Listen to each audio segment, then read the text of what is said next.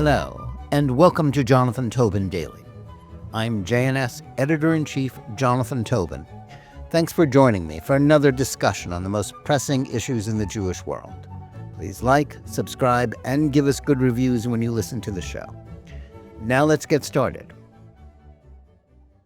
Avoiding generalizations about groups of people is almost always wise. In doing so, we avoid the snares that can lead to prejudicial conclusions that cause us to forget that even those who differ from us in many ways have a common humanity.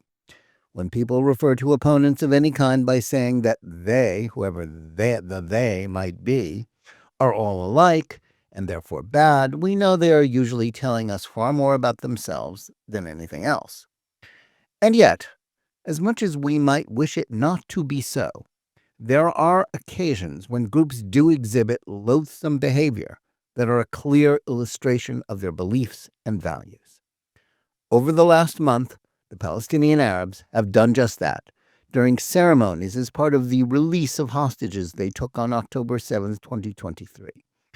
Their celebrations of that orgy of mass murder, rape, torture, kidnapping, and wanton destruction reached a new low this week when they turned over the remains of four murdered hostages: Oded Lifshitz, 83 when he was taken, Shiri Bibas, 32, and her little sons Ariel, age 4, and Kfir, only 9 months old, when kidnapped. However, testing later showed that the body that was supposed to be Shiri was, in fact, not her. That was just one more act of cruelty to add to so many others committed by the Palestinians. The handover of the coffins, which reportedly stated the time of their arrest by Hamas terrorists and civilians who followed them into the Israeli communities that were devastated by their attack, was a wild celebration, complete with loud, happy music and cheering throngs of Palestinians. It was a bizarre, deranged show of bloodlust and hatred that ought to strain the ability of even the most dedicated apologists for the Palestinians to rationalize their behavior. But I doubt it will move them to change their minds. The same is true for fringe elements of the Jewish community and other leftists who have taken sides against Israel. They have largely been indoctrinated by woke leftist ideologies like critical race theory and intersectionality, and believe that the Jews alone are undeserving of rights. Having bought into the myth that the war being waged by the Palestinians to destroy the one Jewish state on the planet is somehow analogous to the historic struggle for civil rights in the United States, they believe that there is nothing its foes can do that cannot be justified. For those not blinded by ideology, the question is what we should make of these exhibitions put on by the Palestinians. Much of the corporate mainstream media, which have often acted as Hamas's stenographers since the atrocities of October 7th, continue to downplay or ignore it. These latest instances of Palestinian Arab barbarism, however, are not one-offs or outliers. When put in the context of what happened on that Black Shabbat in southern Israel, as well as the suicide bombings of the Second Intifada, the celebration of baby kidnapping and killing can't be excused as merely a reaction to Israel's counteroffensive aimed at destroying Hamas. Moreover, during the past few decades, the Palestinian education system, media, and popular culture have been drenched in intransigent and virulent hatred for Jews in Israel. It has valorized brutal terrorism and a cult of death. All of this should lead rational observers to stop pretending that there isn't something fundamentally wrong with the Palestinians, which must be taken into account when discussing how to solve the conflict with them.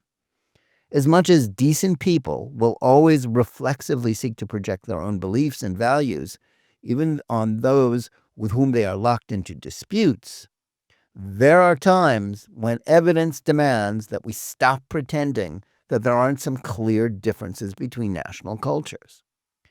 Hateful collective behavior in which large numbers of people participate and are sanctioned by their leaders and institutions is the sort of thing that cannot be ignored. In such cases, it is impossible not to draw conclusions about the society that produced them. Examples of this abound in history. In the ancient world, Romans cheered the humiliation of their defeated foes in wild collective celebrations that culminated in blood-choked displays and mass executions They were intended and appreciated as a form of popular entertainment. The same can be said of the theatrical processions and celebrations of the Nazi Party in Germany, some of which were captured for posterity in artistic films by party sympathizer Leni Riefenstahl. On display were hatred for Jews and veneration of their Führer, which demonstrated how out of control nationalism can degenerate into mass hysteria. At the time, much of the world either turned a blind eye to these carnivals of hate or thought them to be a good show. Tragically, those displays turned out to be a collective seal of approval for wars of conquest and genocide. That not only produced the bloodiest war in history and a Holocaust, but also brought down a catastrophe upon the German people in which as many as 9 million of them were killed and approximately 12 million forced from their homes when the borders of Europe were redrawn after World War II. While that caused great suffering for the Germans, most of the civilized world unsympathetically viewed this retribution as their just deserts. They remembered the way the Germans had embraced Nazism and had participated in the mass atrocities visited upon the Jews as well as on European countries they had conquered.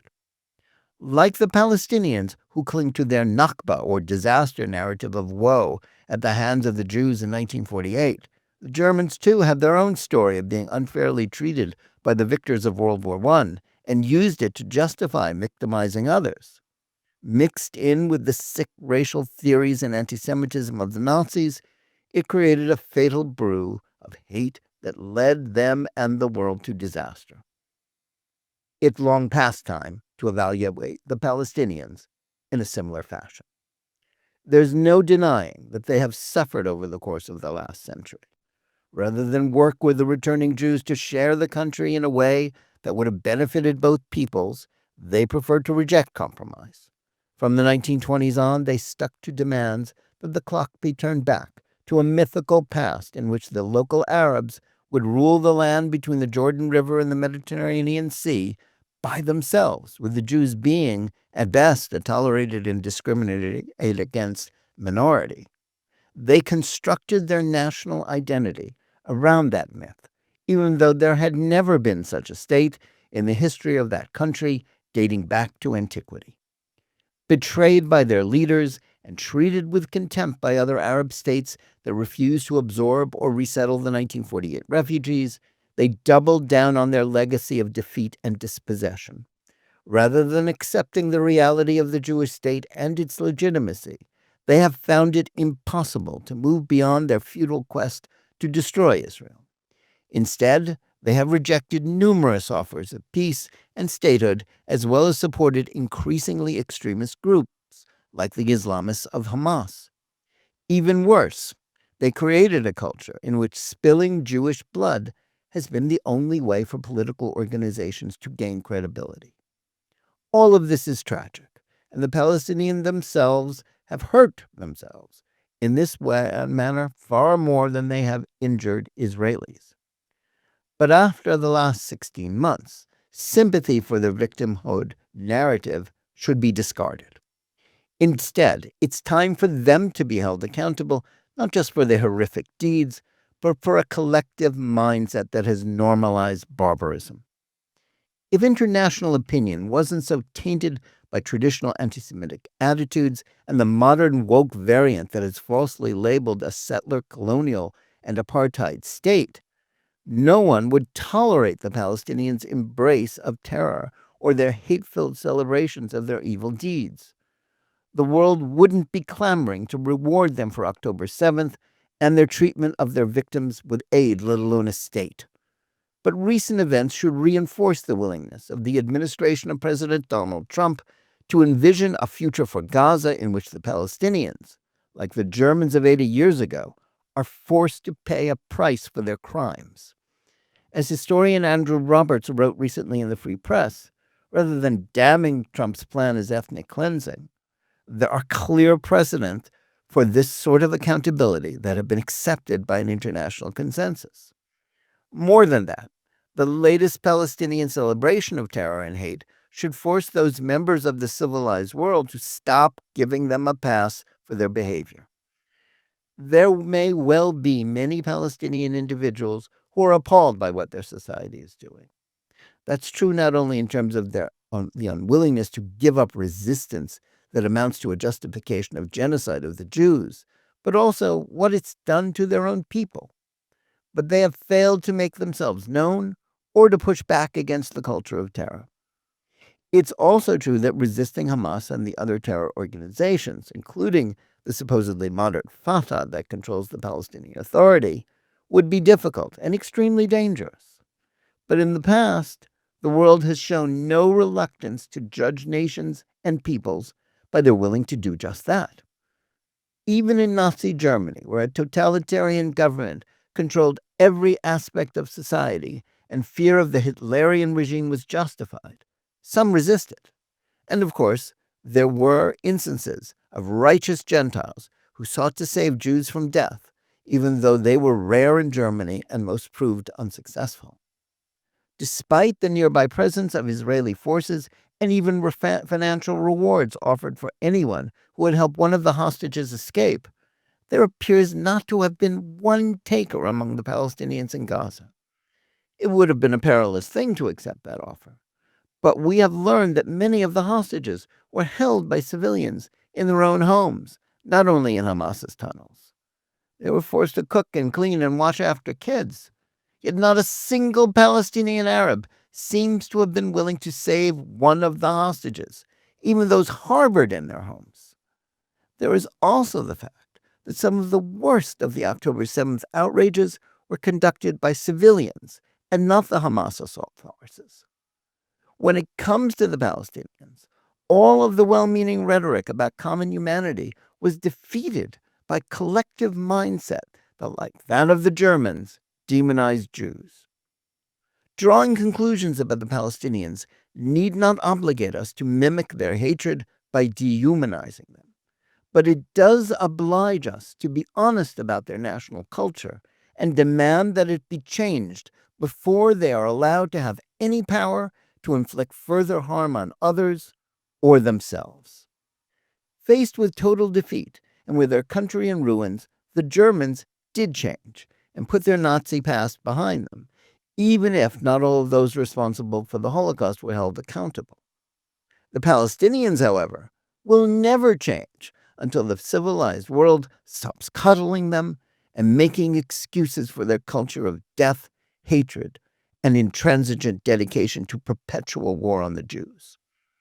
After the latest examples of their collective depravity, the slaughter of an old man, a young mother, and two babies, they should be made to see that a failure to transform their national culture will be punished with policies that will have permanent consequences for their national life and ambitions.